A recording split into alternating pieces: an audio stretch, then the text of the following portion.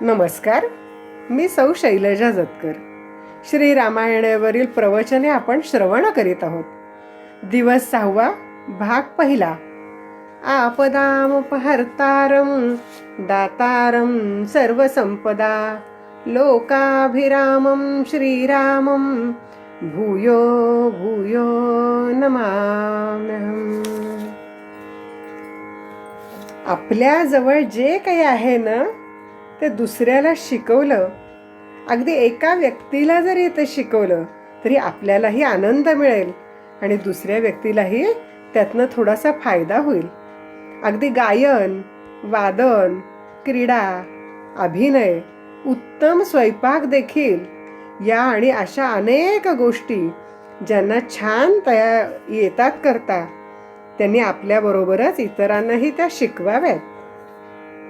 फक्त पैसाच लागतो तरच काम होतं असं का आहे नाही. तरुणांनी मुलांना गड किल्ल्यांचा, शिवरायांचा, बाजीप्रभू देशपांडेंचा, बाजीराव पेशव्यांच्या यांच्या पराक्रमाच्या, रामशास्त्रींची न्यायप्रियता यांच्या स्फूर्तिदायक कथा सांगाव्यात. ट्रेकिंगला गेल्यानंतर बाटलीतलं पाणी जपून वापरायचे. आपले पाय दुखूनही अवघड गड चढून जायचे. यासाठी जास्त जेवायचे नाही. या आणि अशा अनेक गोष्टी. बाहेर गेल्यानंतर कचरा टाकायचा नाही. या गोष्टींमुळे मनावर नकळत संस्कार घडत जातात.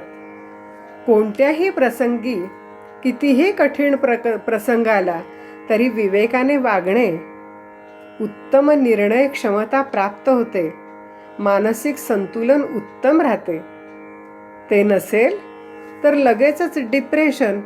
हे तर आपण पाहतोच टीव्हीवर. स्वतःला संपवण्याचे चुकीचे मार्ग अवलंबिले जातात. मार्क कमी पडले, एखाद्या ठिकाणी यश आले नाही, कुठेही नकार पचवण्याची, संकटाचा सामना करण्याची, नव्या उमेदीने उभे राहण्याची मानसिकता, यासाठी विवेक हवा, संतुलन हवे. अशीच व्यक्ती स्वतःचे, कुटुंबाचे आणि राष्ट्राचेही कल्याण करू शकते. समयसूचकता फार महत्वाची. असा मंत्री ज्या राज्याला लाभला त्याचे कल्याणच आहे. राजकारणाचे गुप्ततेचे धडे गिरवले पाहिजेत आणि यासाठी श्री समर्थांचे 21 सूत्री कार्यक्रम यशस्वी झाले. राजकारण बहुतची करावे, परंतु ते कळोची नेदावे.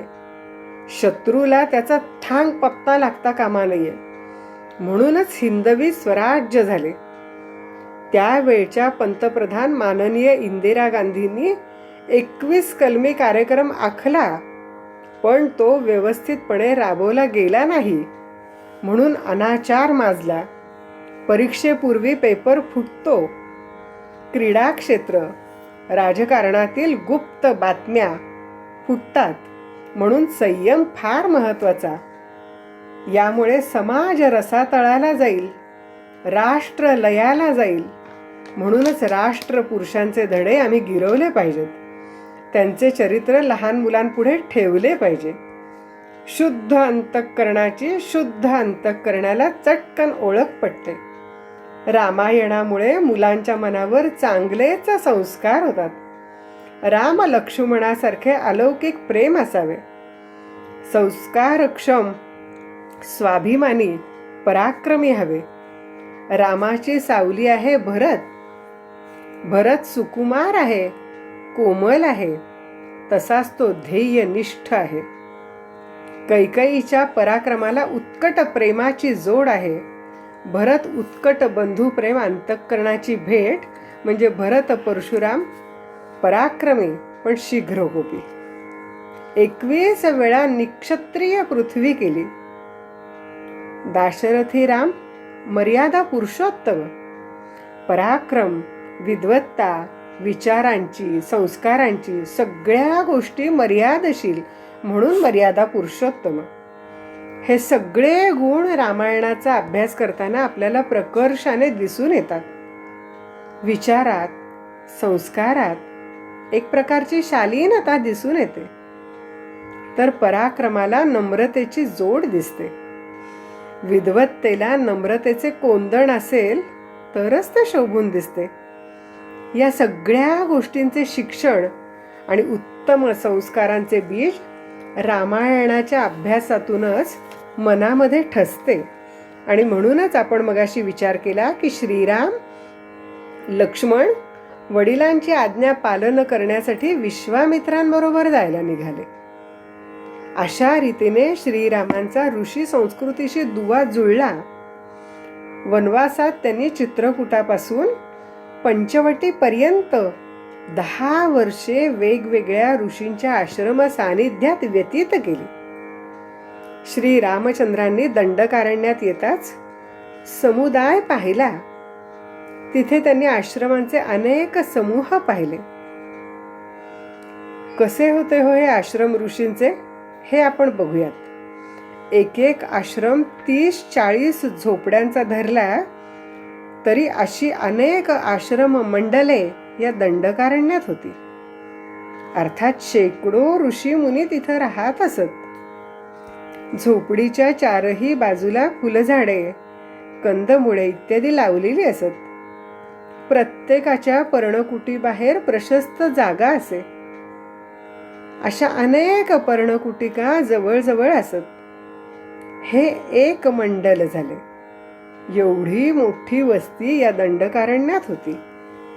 मनुष्य व पशुपक्षी यांना आनंदाने विश्राम घेता यावा असे शांत सुरम्य वातावरण इथे असे. सर्वत्र शांती, स्वच्छता, नीटनेटकेपणा, अत्यंत रमणीय वातावरण. त्यामुळे ही आश्रमस्थाने आकर्षित झालेली होती. जिकडे तिकडे लहान मोठ्या होमशाला, तिथे यज्ञपात्रे, दर्भ, समिधा आणि पाण्याने भरलेले कलश व अन्य साधनेही दिसत होती. तिथे नित्य हवन होत असे. यज्ञाचा सुगंध वायुमंडलात भरलेला होता. कंदमुळे, फळे तिथं भरपूर होती. वेदघोष, यज्ञ, हवन यांनी आश्रम दुमदुमून जात असे. सरोवरात भरपूर कमलपुष्पे आणि फुलांनी ओतप्रोत भरलेले वृक्ष असल्याने आश्रम खूपच रमणीय, मनोहर दिसत होते. पवित्र पुण्य आचरण करणारे, सीमित आहार घेणारे असे श्रेष्ठ ऋषी आश्रमात होते. ब्रह्मभवनाप्रमाणे आश्रम तेजस्वी दिसत होते.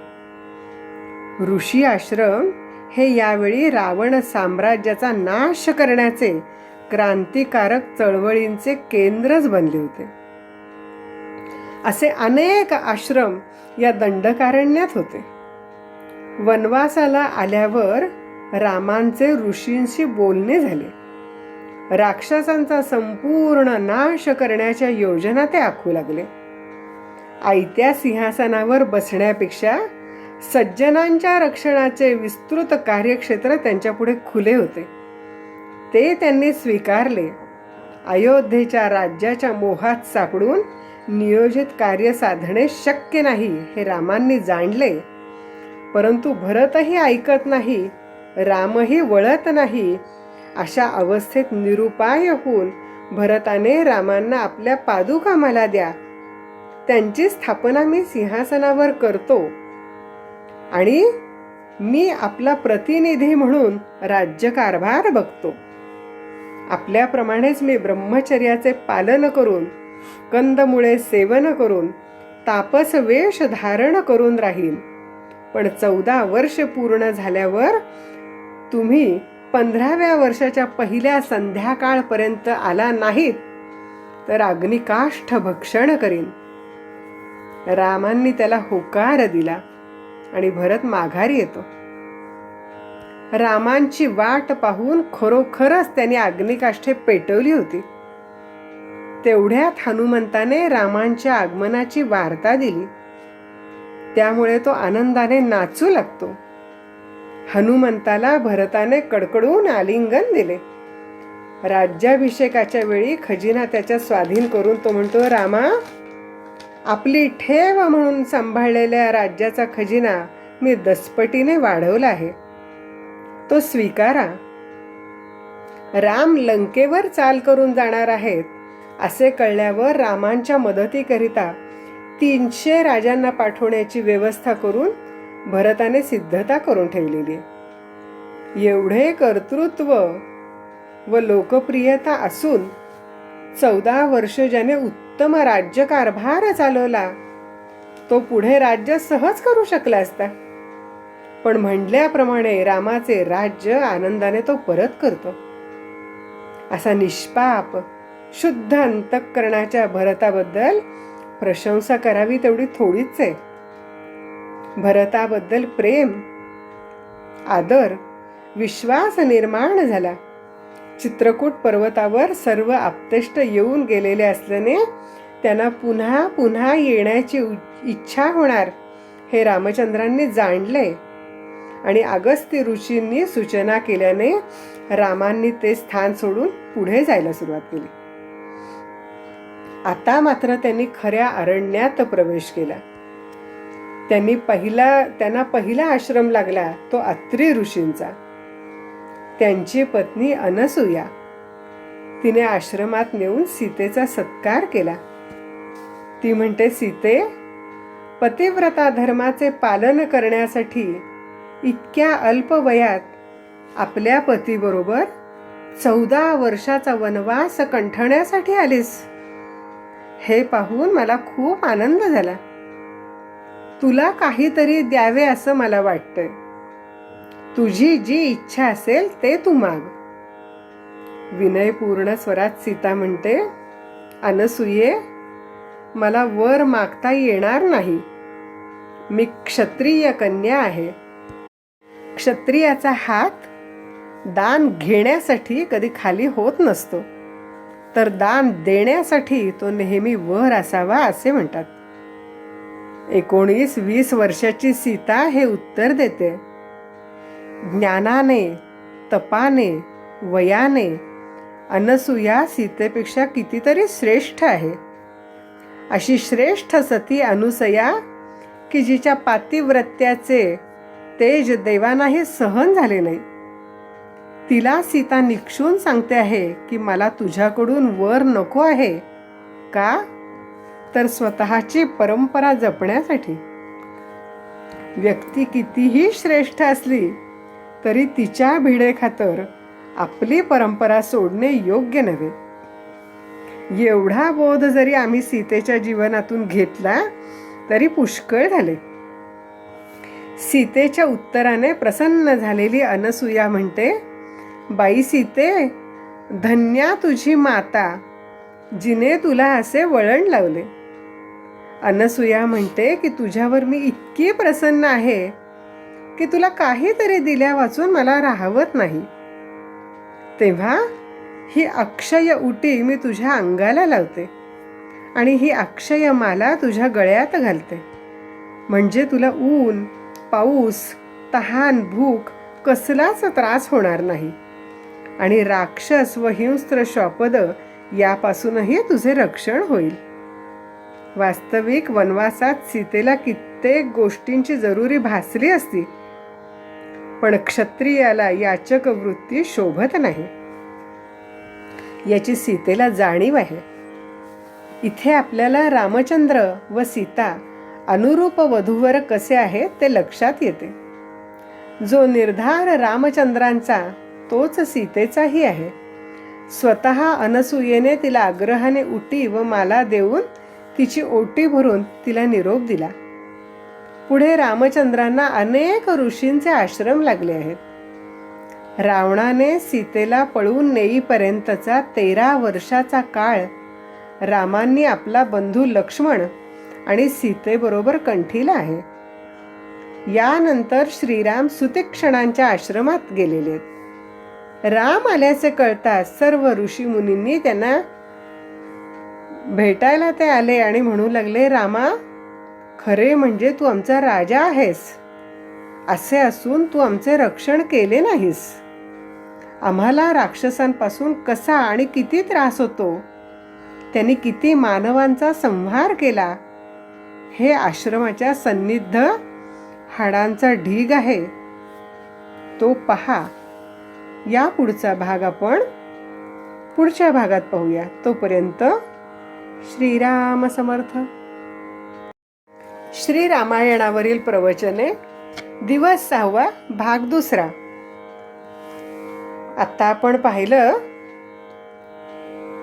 की ऋषी मुनींच्या आश्रमामध्ये, सुतीक्षणांच्या आश्रमामध्ये श्रीराम आलेले आणि ते असं म्हणतात आश्रमातले मुनी, रामा, तू आमचं रक्षण केलं नाहीस.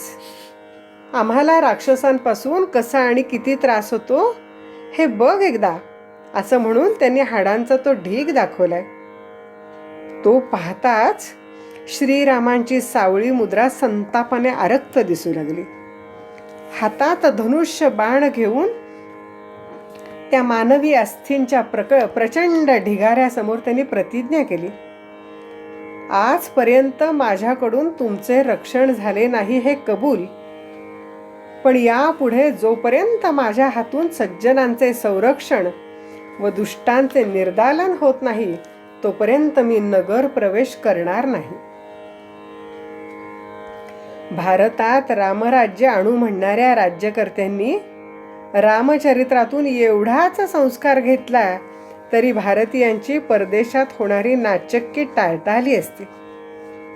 वास्तविक राम सिंहासनाधिष्ठित राजा नाहीत. तो राजवैभव भोगत नव्हता किंवा त्या संबंधीचे कोणतेही लाभ घेत नव्हता, पण त्या संबंधाने येणारी कर्तव्ये आणि जबाबदाऱ्या मात्र तो टाळत नव्हता. आज सीमेवरच्या निरपराध लोकांची ससे होलपट शत्रू राष्ट्राकडून सतत चालू आहे. त्याला शासन जबाबदार आहे.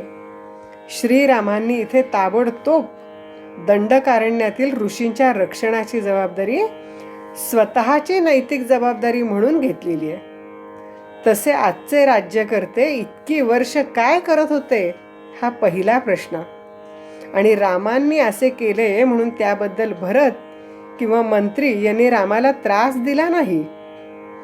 आज एखादा नीतिमान अधिकारी असे करू लागला तर ज्यांचे हात अनेक पापकृत्यात गुंतलेले असतात ते त्याला शाबासकी देण्याऐवजी शासनच करतील. याचे एकमेव कारण म्हणजे आम्ही रामायणाच्या खऱ्या खुऱ्या संस्कारांपासून वंचित राहिलो हेच खरे. ज्या लंकेच्या अधिसत्तेखाली ते राक्षस उन्मत्त झाले होते, त्या लंकेच्या राज्यात दंडकारण्यातील अनाचाराची बीजे आहेत हे आपल्या ध्यानात येते. त्याकडे दुर्लक्ष करून चालणार नाही. पुढे रामचंद्र अगस्त्य ऋषींच्या आश्रमाकडे त्यांची सेवा करावी या इच्छेने निघाले. पण सुतीक्ष्ण म्हणतात, रामा, अगस्तींच्या आश्रमात तू जा, पण फार दिवस तिथे राहू नकोस. तो आश्रम तुला राहण्यायोग्य नाही. फारच शांत आहे. काही दिवस अगस्तींची सेवा करून तू पुढे जनस्थानात जा. म्हणजे ऋषींनी रामाचे राहण्याचे स्थळ निश्चित केलेले होते. कारण राक्षसांचे अत्याचार प्रत्यक्ष पाहिल्याखेरीज रामचंद्र रावणाचा वध करायला उद्युक्त कसे होणार? रावणच मुळी राक्षसांचे सामर्थ्य केंद्र होता. पुढे रामचंद्र अगस्तीच्या आश्रमात गेलेत.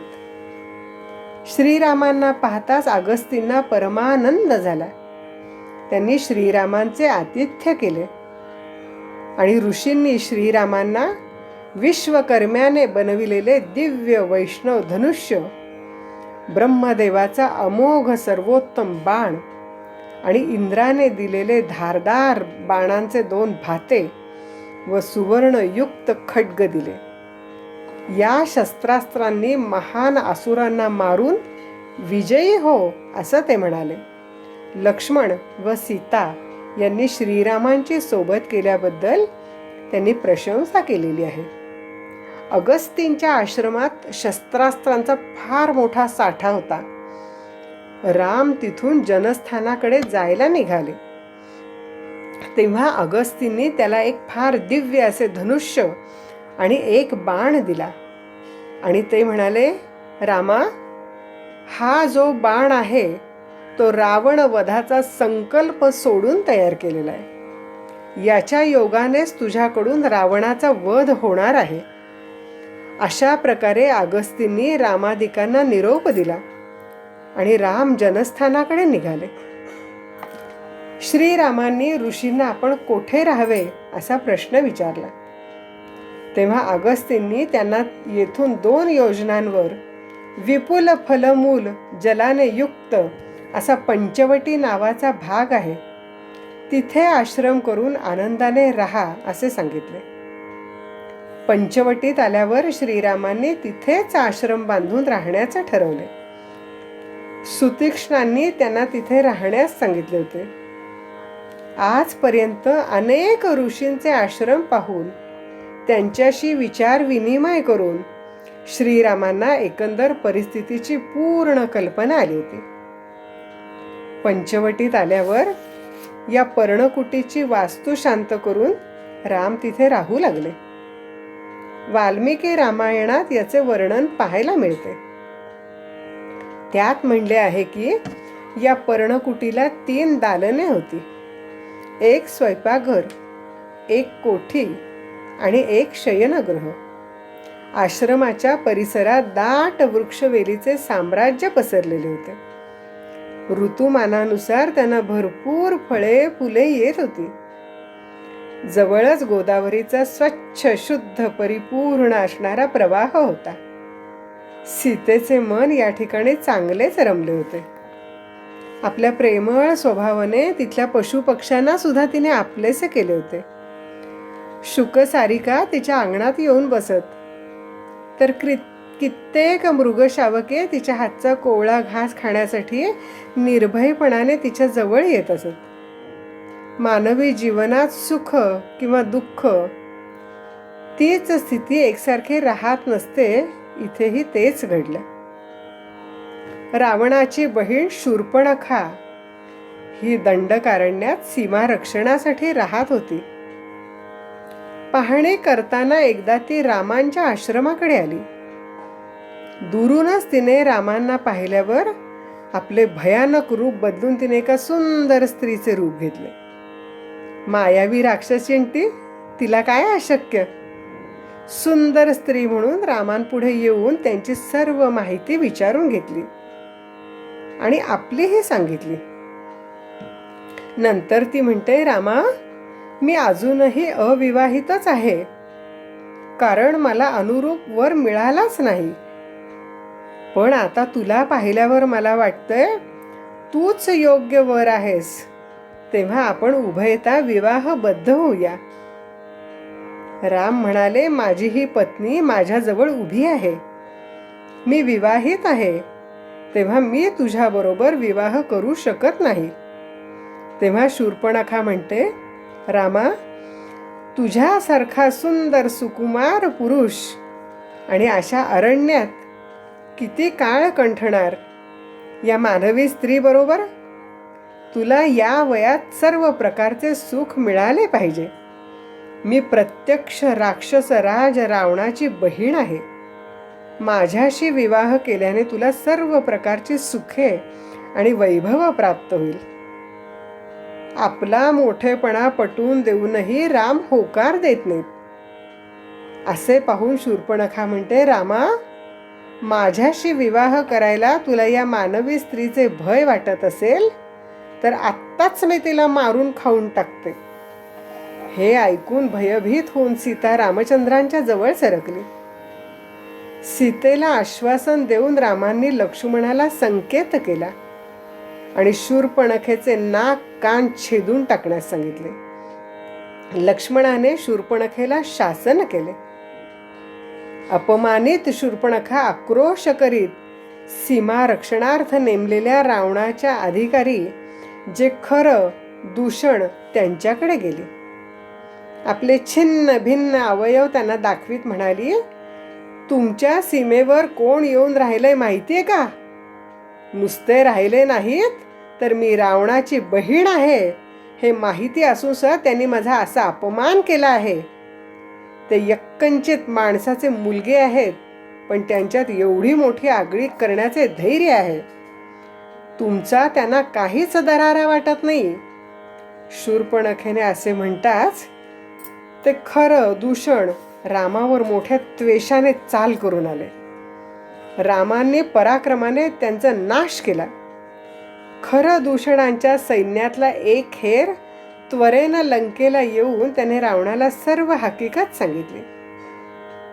स्वतःच्या अपमानाने संतापलेली आणि खरं दूषणाच्या मृत्यूने दुःखी झालेली शूर्पणखा रावणाच्या दरबारात त्याच्या जवळ येऊन उभी राहिली आणि म्हणाली, रावणा, अरे तू राज्य करतोस की काय करतोस? राजाला सहस्त्र नेत्र म्हणले, पण तुझे हेर रूपी 1000 डोळे फुटले तरी असावेत किंवा मिटले तरी असावेत, नाहीतर तू असा दरबारी नृत्य गायनात गुंगून गेला नसतास. माझे हे छिन्न भिन्न झालेले नाक कान आणि त्या क्षुद्र मानवाने जनस्थानावर घातलेला धुमाकूळ, त्यांनी खरं दूषणासह सर्व सैनिकांना ठार मारले, तरी तू स्वस्थ कसा? डोळ्यातून क्रोधाचे निखारे फुलवीत शूर्पणखेने रावणाची निर्भत्सना केली आणि आपल्या भावाला खणखणीतपणे हा प्रश्न विचारलेला आहे. समर्थांनी म्हणल्याप्रमाणे अखंडते सावधपण सर्व विषयी. असं बाळगूनच राजकर्त्यांनी राज्यकारभार चालवायचा असतो, तरच राज्य सुनियंत्रित चालते. नाहीतर आज या ठिकाणी फितुरी झाली, परवा त्या ठिकाणी परराष्ट्राचे हेर घुसले, असे होऊन चारी बाजूने शासन पोखरून निघते. शूर्पणखेने राज्यशास्त्राचे अनेक सिद्धांत सांगून रावणाला उपदेश केला. त्याला टोचून बोलले, खोचून बोलले, तरी त्याच्या मनस्थितीत कोणताही परिणाम तिला दिसेना. तेव्हा तिने धूर्तपणाने रावणाच्या स्वभावातील कच्चा दुवा पकडला. ती म्हणाली, अरे, तुझ्यासारख्या महाबलाढ्य पुरुषाची मी बहीण आहे हे माहिती असूनही त्यांनी माझी विटंबना केली. पण मी तिकडं का गेले हे तर ऐक. त्या नरदेहधारी पुरुषाजवळ एक अत्यंत रूपवान स्त्री आहे. असे त्रिभुवन सुंदर लावण्य तुझ्यासारख्या सम्राटाजवळ अधिक शोभून दिसेल असं मला वाटते. त्या ठिकाणी त्या वनात त्या स्त्रीने राहणं म्हणजे हिरकणी उकिरड्यावर पडण्यासारखे आहे. ही मात्रा बरोबर लागू पडली.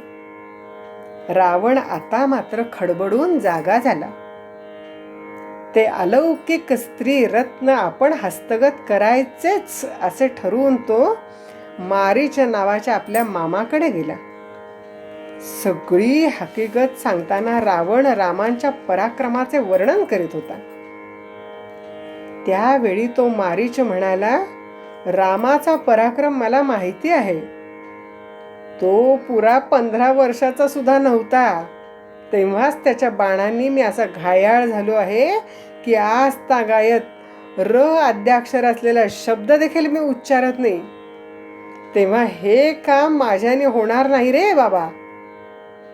परंतु रावण म्हणाला, कांचन मृगाचे रूप घेऊन तू सीतेला भुलवले नाहीस तर मी तुला प्राणदंडाची शिक्षा देईन.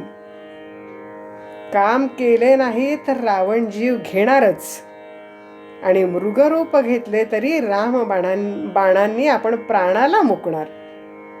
मग मरायचेच आहे तर रावणाच्या हातून कशाला?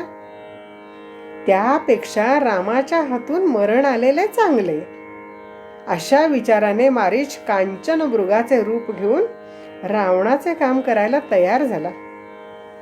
रावण त्याला घेऊन ज्या पर्णकुटीत राम राहिले होते तिच्या समीप आला आणि स्वतः दूर दाट वृक्षराजीत लपला आणि मारीचाला म्हणाला, ही त्यांची पर्णकुटी. तिच्या आसपास बागडून तू सीतेला भुरळ घालायचीस. पुढे काय करायचे ते माझे मी पाहून घेईन. पर्णकुटी बाहेर राम बसले होते. लक्ष्मण आसपास कुठेतरी होता. सीतामाई अंगणातल्या केळीजवळ उभी राहून कौतुकाने तिचे निरीक्षण करीत होती. इतक्या थोड्याच अंतरावर झगमगीत रेषेसारखं वेगेनं काहीतरी गेल्यासारखा भास झाला. ती लांब वर पाहू लागली. तो काय आश्चर्य! समोरच्या टेकडीवर एक सोनेरी रंगाचा हरिण चढत होता. लगबगीने ती रामांजवळ येऊन म्हणाली, नाथ, तो हरिण पाहिलात का? या पुढचा भाग आपण पुढच्या भागात पाहूया. तोपर्यंत श्रीराम समर्थ. श्री रामायणावरील प्रवचने आपण पाहत आहोत. दिवस 6, भाग 3. ते झगमगणारं काहीतरी दिसलं आणि सीतामाईने पाहिलं. सोनेरी रंगाचा हरिण टेकडीवर चढत होता. लगबगीने ती रामांजवळ आली आणि म्हणाली, नाथ, तो हरिण पाहिलात का? तोडिता फुले मी सहज पाहिला जाता, मज आणून द्या तो हरिण अयोध्यानाथा.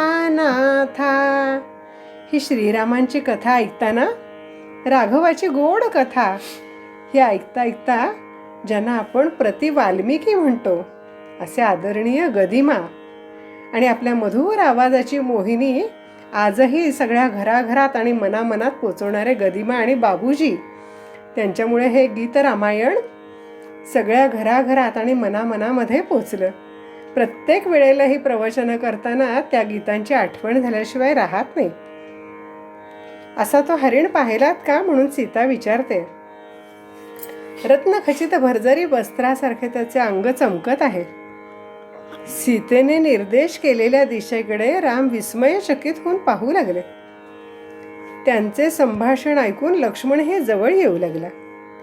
इतक्यात तो झळझळीत सोनेरी कांतीचा हरिण उड्या मारीत टेकडी उतरून आला सुद्धा. त्यांच्या समोरून तो दाट अरण्याकडे पळत होता. तो दृष्टीआड होता. स्त्री सुलभ उत्साहाने सीतारामांना सांगते, आर्यपुत्र, मला तो हरिण हवा आहे. इतकी हरणे माझ्याकडे आहेत, पण असा एकही नाही.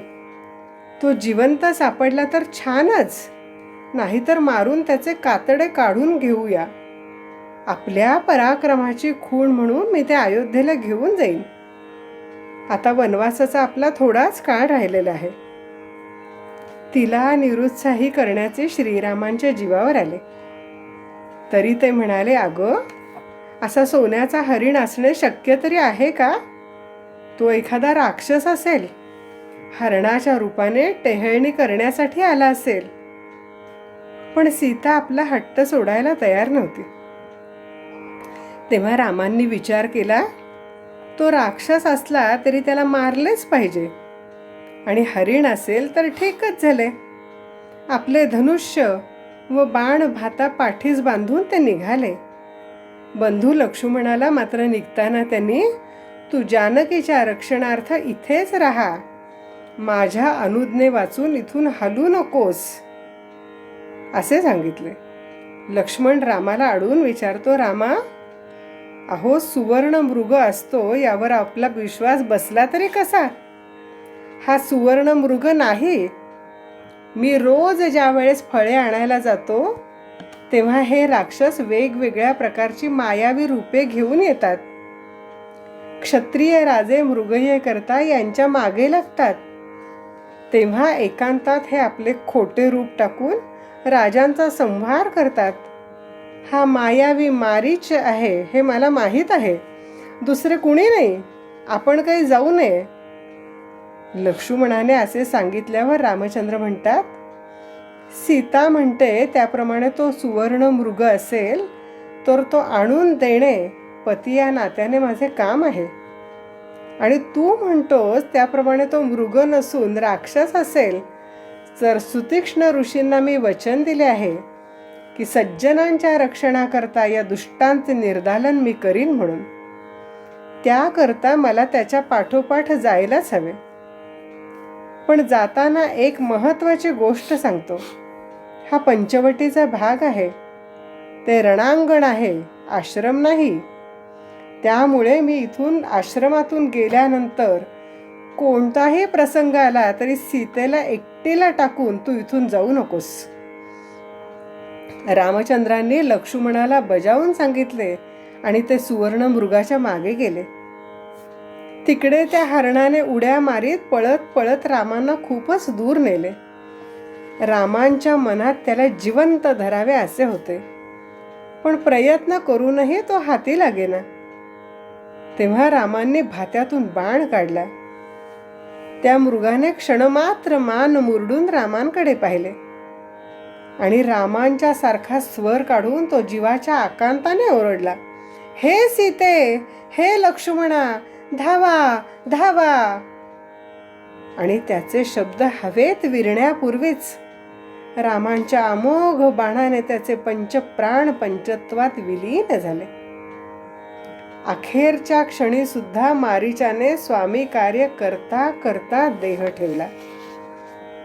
इकडे आश्रमात सीता आणि लक्ष्मणाच्या कानी आर्त शब्द पडताच अत्यंत दुःखी आवाजात सीता म्हणाली, भाऊजी, स्वामींच्या प्राणावर काही संकट ओढवले आहे.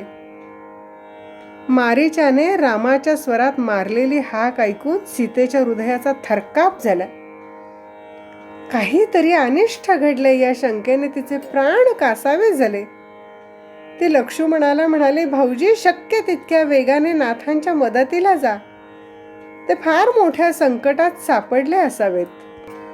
मारीचाने रामांच्या स्वरात मारलेली हाक ऐकून सीतेच्या हृदयाचा थरकाप झाला.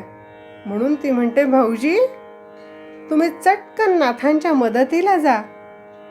ते फार मोठ्या संकटात सापडले असावेत असं मला वाटतं. सीतेच्या या विनवणीला उत्तर देताना लक्ष्मण शांतपणे म्हणाला, वहिनी, तुम्ही घाबरू नका. रामचंद्रांच्या केसालाही धक्का लावण्याचे सामर्थ्य कुणाच्या अंगी नाही. हा त्या राक्षसाचाच काहीतरी मायावी डाव असावा. एवढे बोलून तो स्वस्थ राहिला. सीतेने त्याला जाण्याकरता सांगावे आणि त्याने परोपरीने तिची समजूत घालावी, पण सीतेची समजूत काही केल्या पटेना. ती संतापाने थरथरत म्हणाली, आजपर्यंत रामाने काही इच्छा व्यक्त करण्यापूर्वीच आपण सेवेला तत्पर राहत होतात. आज जर त्यांचे प्राण संकटात आहेत म्हणून ते मदतीसाठी हाक मारूनही तुम्ही जात नाही. मला वाटते आज आपल्या मनात काहीतरी विपरीत हेतू असावा. आपण सीतेला दोष देतो,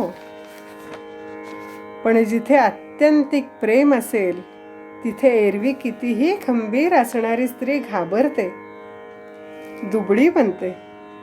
शत्रूच्या देखील मनात येणार नाहीत अशा शंका तिच्या मनात येतात. ज्या स्त्रीचे आपल्या पतीवर निरातिशय प्रेम आहे आणि त्याचे प्राण संकटात असताना सतत त्याच्या छायेसारखा वावरणारा धीर मदतीला जात नाही, हे पाहिल्यावर त्या स्त्रीच्या मनात विकल्प आल्याशिवाय कसा राहील. सीतेच्याही मनात तो आला. म्हणून ती म्हणते, भाऊजी, त्या भरताने तर तुम्हाला हे सांगितलेले नाही ना. सीतेला वाटले भरतानेच तर याला पढवून पाठवला नसेल ना. ती म्हणते, आजवर तुम्ही आमच्या बरोबर राहून या संधीची वाटच पाहत राहिला होतात की काय.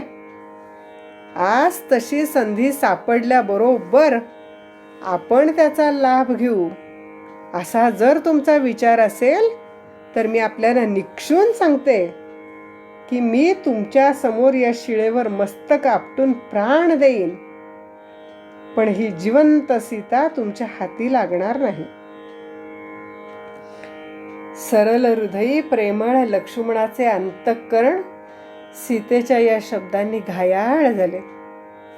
त्याचा नाईलाज झाला. तिच्याकडे न पाहताच लक्ष्मण संयमित स्वराने म्हणाला, मी रामांच्या साह्यार्थ जातो, पण तुम्ही मात्र कुटीच्या बाहेर येऊ नका. सावधानतेने राहा. असे बजावून लक्ष्मण धनुष्य बाण घेऊन चालू लागला. लक्ष्मण रेषा या शब्दाला मराठी वाङ्मयात एक अलंकारिक अर्थ प्राप्त झाला आहे, परंतु वाल्मिकींनी असे काहीच सांगितले नाही. मारीचाला मारून राम परत येत असताना मार्गातच त्यांची व लक्ष्मणाची गाठ पडली. लक्ष्मणाला सामोरे पाहून रामांना खूप राग आला. ते त्याला रागाने बोलले. श्रीरामांनी कठोर शब्दात त्याला बजावले, लक्ष्मणा, कर्तव्य पालनाशिवाय दुसऱ्या कोणत्याही शहाणपणाची तुझ्याकडून मी अपेक्षा केली नव्हती. सबंध आयुष्यात श्रीराम लक्ष्मणावर रागवले एवढा एकच प्रसंग असावा.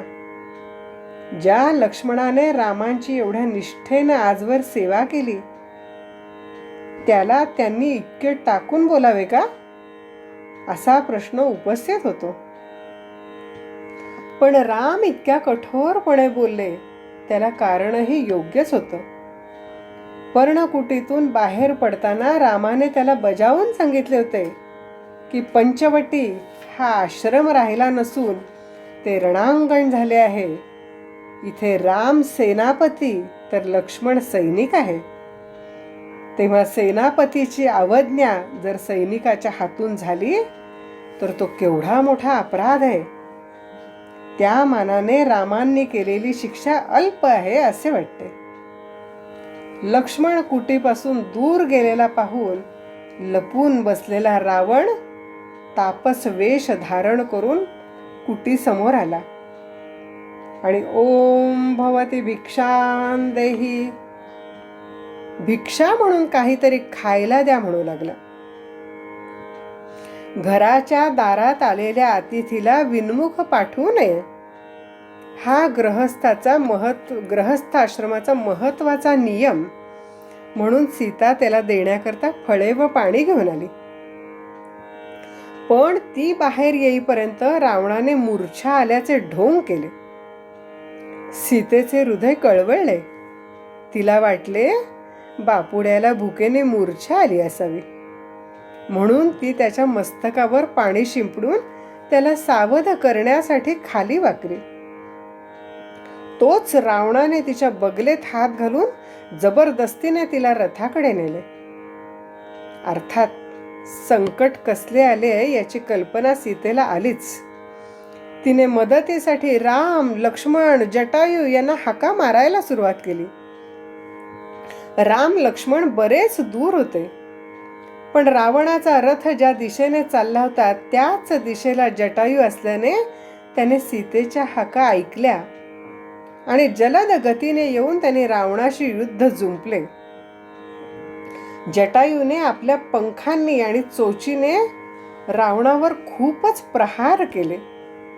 त्याचे घोडे मारले, रथ विस्कळीत केला आणि त्याच्या सारथ्यालाही ठार मारले. रावणाला तो आवरेना.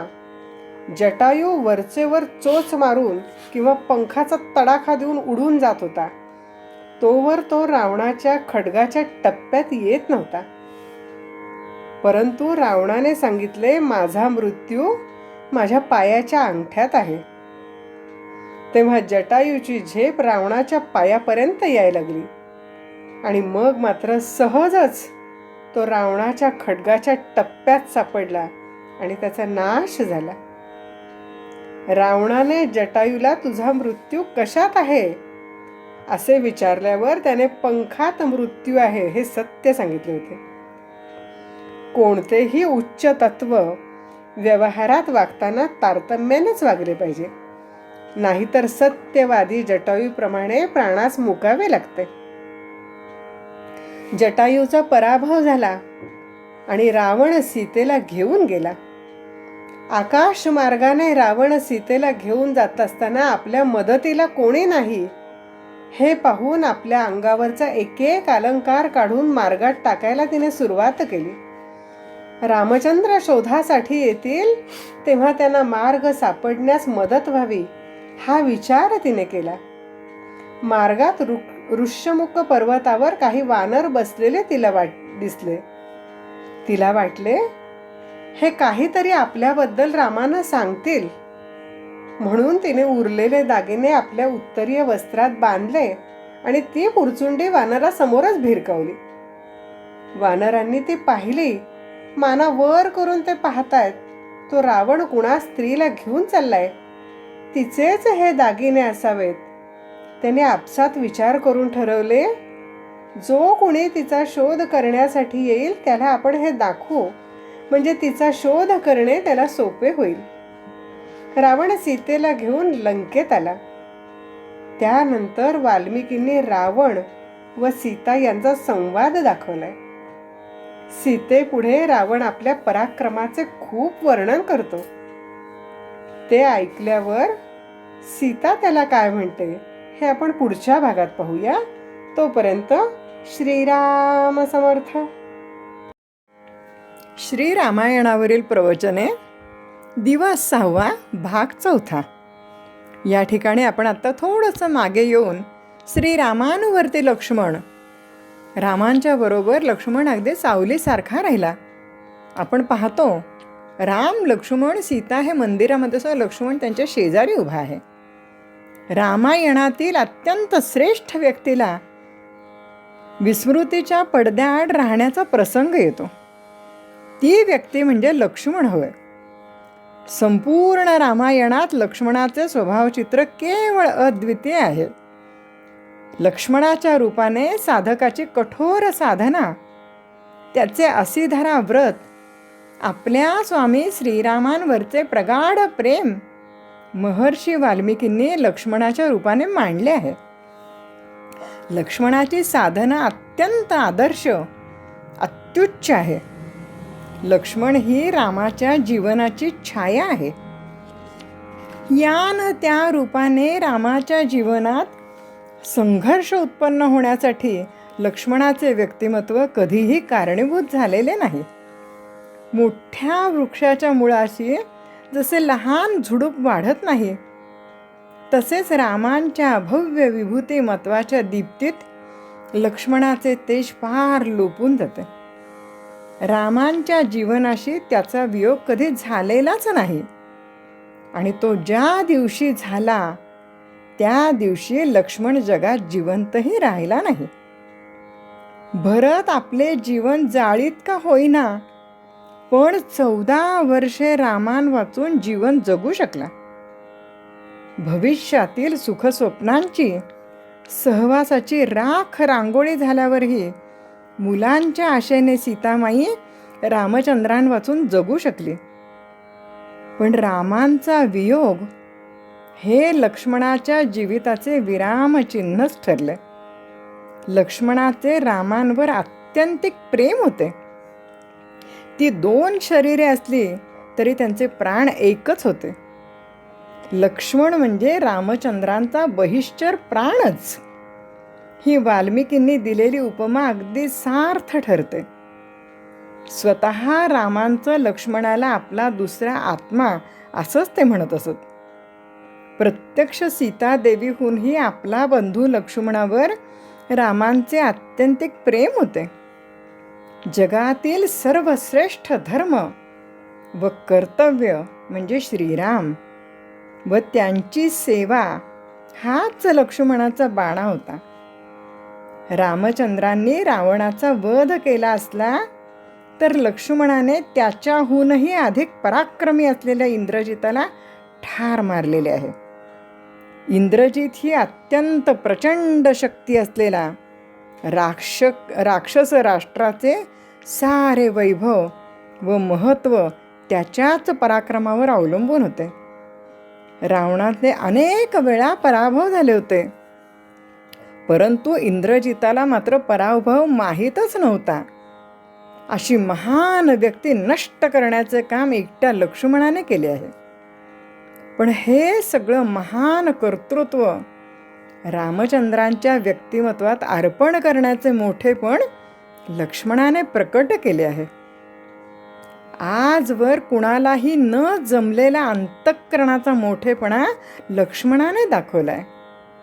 आपले असामान्यत्व, प्रचंड कर्तृत्व शक्ती एखाद्या महान नेतृत्वात विलीन करून टाकायला अंतःकरणाची केवढी तरी जबरदस्त धारणा लागते. रामाचे हित होणे याखेरीज लक्ष्मण दुसरे कोणतेही कर्तव्य जाणत नव्हता. आणि त्यासाठी तो पिता, बंधू यांनाही रामाच्या हिताच्या आड येतील तर त्यांनाही खड्गाच्या धारेवर धरायला तो सिद्ध होता. वृद्धांची सेवा करणारा, सुसंस्कृत आणि सामर्थ्य संपन्न, मितभाषी असा लक्ष्मणाचा स्वभाव होता. आपल्याला वाल्मिकी रामायणात आदर्श जीवनाचा जो परमोच्च बिंदू दिसतो तो आपल्या जीवनात असला पाहिजे. श्रीराम स्वतः आदर्श जीवन जगले, परंतु त्यांचे तीनही बंधू असेच आदर्श जीवन मूल्य जपणारे आहेत. प्रत्येकाने आपल्या आयुष्यात त्यागाची पराकाष्ठा केलेली दिसून येते. अश्वमेधानंतर पुत्र कामेष्ठी यज्ञ झाला. त्या यज्ञाचा प्रसाद पायस जो दशरथाला अग्निदेवांनी दिला, त्याची वाटणी करताना तिघी राण्यांना एकसारखी झाली नाही. अर्धा पायस सर्वप्रथम कौसल्याला आणि राहिलेला अर्धा कैकेयीला दिला. त्या दोघींनीही आपल्यातील अर्धा अर्धा भाग सुमित्रेला दिला. त्या वाटणीने सुमित्रेला 2 मुलगे झाले. कौसल्याच्या पायस प्रसादाने कौसल्यानंदन श्रीरामांचा लक्ष्मण हा अनुयायी झाला आणि शत्रुघ्न हा भरताचा अनुयायी झाला. एकाच पायसाचे 4 अंश प्रसाद रूपाने जन्माला आले. म्हणूनच ते परस्परांना अनुकूल आणि एकरूप असेच होते. या 4ही भावंडांचे एकमेकांवर निस्सीम प्रेम होते. वास्तविक पाहता ही सख्खी भावंडे नाहीत, परंतु सख्खी भावंडे काय प्रेम करतील एवढे प्रेम यांच्या ठिकाणी आहे. ज्या रघुकुलामध्ये या भावंडांनी जन्म घेतला आहे त्या कुलाला उणेपणा येईल असे एकाही भावाचे वर्तन नाही. यातील एक भाऊ जरी वेगळा वागला असताना तरी कदाचित वेगळे रामायण घडले असते. या भावंडांचा एकमेकांवरील विश्वास, प्रेम, युद्ध निपुण, त्याग, आपल्या पित्याविषयी आदरभाव, प्रतिज्ञा पालन, धर्मरक्षण, सज्जनांचे रक्षण आणि दुष्टांचे निर्दालन सारेच अभूतपूर्व आहे. एवढ्या पराकोटीचा रामायणातील आदर्श आजच्या काळात कपोल कल्पित वाटावा असाच आहे. पण एक सांगू, आपल्या भाग्याने हे खरोखरच असे घडले आहे. आपण नित्य अनुभवत असलेली आजूबाजूची परिस्थिती, द्वेष, राज्य लालसा, मत्सर, आपल्या पुत्राचा मोह, योग्यता नसताना त्याला मोठे पद बहाल करणे, आपल्या पत्नीचा स्वार्थ आणि त्याबद्दल कुठलाही प्रमाद न वाटता पराकोटीचा अहंकार आणि सत्तेचा दुरुपयोग. पण श्रीरामांच्या या 3ही बंधूंनी श्रीराम हेच आपले आदर्श, ज्येष्ठ पराक्रमी बंधू, अयोध्येचा उत्तराधिकारी याविषयी त्यांच्या मनात तिळमात्र शंका नव्हती की लालसा देखील नव्हती. म्हणूनच श्रीरामचरित्रात या 3ही भावंडांचे स्थान आढळ आहे. हे 4 भाऊ म्हणजे भक्तिपंथाने जाणारे जणू 4 मार्गच वाटतात मला. श्रीराम म्हणजे ज्ञान मार्ग, लक्ष्मण भक्ती मार्ग, भरत योग मार्ग, तर शत्रुघ्न म्हणजे कर्म मार्ग आहे. रामचरित्रात श्रीराम व लक्ष्मण या जोडीने सर्वत्र एकत्रच काम केलेले आहे. लक्ष्मण श्रीरामांशी लहानपणापासून नेहमीच फार प्रेमाने वागत असे. आपल्या शरीराची पर्वा न करता श्रीरामांना प्रिय असलेली गोष्ट लक्ष्मण तत्परतेने करीत असे. तो श्रीरामांचा बहिश्चर प्राणच होता. लक्ष्मणा वाचून श्रीरामांना निद्रा येत नसे. आणि लक्ष्मण श्रीरामांशिवाय मिष्टान्नही खात नसे. श्रीरामांनी लक्ष्मणाला वनात येण्यास नकार दिला. तेव्हा लक्ष्मण म्हणाला, हे राघवा, उदकातून बाहेर काढलेला मत्स्य ज्याप्रमाणे जिवंत राहणे अशक्य आहे, त्याप्रमाणे तुझा वियोग झाला तर मी जिवंत राहणे अशक्य आहे. वनामध्ये शूर्पणखेचे नाक कान यानेच कापून टाकलेले. दशरथाजवळ विश्वामित्र केवळ रामांचीच मागणी करतात. श्रीरामांचे ठरले की लक्ष्मण जाणारच. भावाभावांचा, आणि तोही सावत्र भावांचा, असा प्रेमळ संबंध फक्त रामायणातच दिसून येतो. असे दुसरे उदाहरण जगात विरळा. लक्ष्मणाला वनात पाठवण्याची कैकेयीची अट नव्हती, तरीही तो सावलीसारखा श्रीरामांच्या मागे वनात गेला 14 वर्षासाठी. तेही पत्नी उर्मिलेला मी जात आहे एवढेच बोलून. तिलाही आपण त्रिवार वंदन करूया. वनवासात श्रीरामांना त्याचे सदैव साह्य झाले आहे.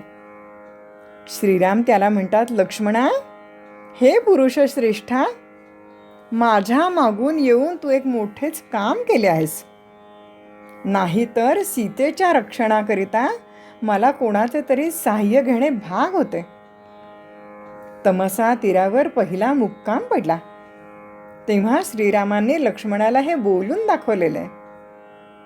श्रीरामांना वनात निघतेवेळीच सांगितल्याप्रमाणे प्रत्यंचेसह धनुष्य धारण करून आणि कुदळ परडी घेऊन रामांना मार्ग दाखवण्यासाठी त्यांच्या पुढे तो चालत राहिलेला.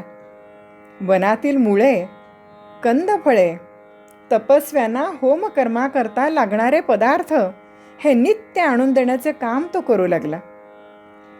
सुवर्ण मृगाला पाहताच हा खरा नसावा अशी शंका पहिल्यापासूनच लक्ष्मणाला येत होती.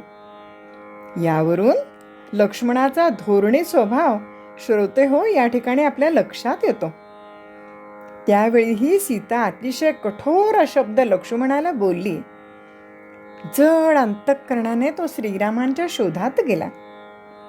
श्रीराम वाटेत भेटल्यावर त्याने सर्व प्रसंग कथन केला. पण श्रीरामांनी कठोर शब्दात त्याला बजावले, लक्ष्मणा, कर्तव्य पालनाशिवाय दुसऱ्या कोणत्याही शहाणपणाची तुझ्याकडून मी अपेक्षा केली नव्हती. शेवटी सीतेने लक्ष्मणावर जे आक्षेप घेतले होते ते तिनेच मागे घेतलेले आहेत. ती म्हणते, लक्ष्मण आपल्याशी मातेप्रमाणे वागत असल्याचे ती स्पष्ट करते. तो स्वभावाने सौम्य असून पवित्र आचरणाचा आहे. सर्व कार्यात दक्ष असून तो श्रीरामांना प्रिय आहे असेही ती सांगते. वनात असताना लक्ष्मणाने श्रीरामांची उत्तम प्रकारे सेवा केलेली आहे. प्रसंगी त्याने श्रीरामांना बोधही केलेला आहे. सीतेचे रावणाने अपहरण केल्यावर क्रुद्ध झालेले श्रीराम त्रिभुवन दग्ध करण्यास उद्युक्त झाले. तेव्हा लक्ष्मण हात जोडून त्यांचं सांत्वन करीत म्हणतो, रामा, एकाच्या अपराधाकरता सर्व लोकांचा नाश करणे हे योग्य नाही. हे प्राप्त झालेले दुःख तू सहन करणार नाहीस तर मग सामान्य पुरुष ते सहन करील काय? हे पुरुष श्रेष्ठा, देव हे दैवाच्या कचाट्यातून सुटत नाहीत, मग सामान्य देहधारी प्राण्याची गोष्टच कशाला? लक्ष्मण प्रसंगी धीर देऊन सांत्वन करण्याचे जे काम करीत असे याची जाणीव श्रीराम व सीता दोघांनाही होती. श्रीराम व लक्ष्मण पंपातीरी आल्यावर सीतेने आपल्या उत्तरीयात बांधून टाकलेले अलंकार वानरांनी त्यांना दाखवले. सुग्रीवाने ते पाहण्याची विनंती केली. नुसत्या कल्पनेने श्रीरामांच्या डोळ्यात अश्रू दाटले. त्यामुळे त्यांना ते दिसेनात. त्यांनी ते अलंकार लक्ष्मणाला ओळखायला सांगितले. त्यावेळी त्यांनी सांगितले, नाहम जानामि केयुरे, नाहम जानामि कुंडले, नूपुरे त्वेव जानामि नित्यं पादाभिवंदनात. केयूर कुंडलादी अलंकारांची मला ओळख नाही, पण रोज देवी सीतेला वंदन करत असल्याने तिची नुपुरे त्याच्या परिचयाची झाली होती. ज्येष्ठ भ्राता पित्यापरी तत्कांता माय खरी हा भारतीय संस्कार आहे. शेवटी कालपुरुष आणि श्रीराम बोलत असताना दुर्वासांच्या आगमनाची बातमी श्रीरामांना द्यावी लागते. सिंहासनाची प्रतिष्ठा टिकवण्यासाठी लक्ष्मणाला शिक्षा करावी असे वसिष्ठ सांगतात. सद्गतीत कंठाने श्रीराम सांगतात, हे लक्ष्मणा, अयोध्या सोडून जा. त्यावेळी प्रसन्न मनाने ती आज्ञा शिरसावंद्य मानून लक्ष्मण म्हणतो, ज्याच्या शब्दाकरिता मी जिवंत राहिलो त्याच्याच शब्दाने मला मृत्यू, माझे महत् भाग्य. असे म्हणून श्रीरामांना प्रणाम करून त्याने सरयू नदीत उडी मारली. स्वतःचे चरित्र श्रीरामात विलीन करण्याचा मोठेपणा लक्ष्मणाने दाखवला आहे. श्रीरामांचा एकदाच वियोग झाला आणि तो झाल्याबरोबर ताबडतोब लक्ष्मणाने इहलोक सोडला. लक्ष्मण हा शेषावतार, तर भरत शत्रुघ्न हे शंख चक्र आहेत. महाप्रस्थानाच्या वेळी लक्ष्मण, भरत, शत्रुघ्न या तिघांनी श्रीरामांबरोबर दिव्यलोकी गमन केले. श्रीरामांनी स्वतःचे शरीर व कनिष्ठ बंधू यांच्यासह वैष्णव तेजात प्रवेश केला. रावण सीतेला घेऊन लंकेत आला. हा भाग आपण पुढील भागात पाहूया. तोपर्यंत श्रीराम समर्थ.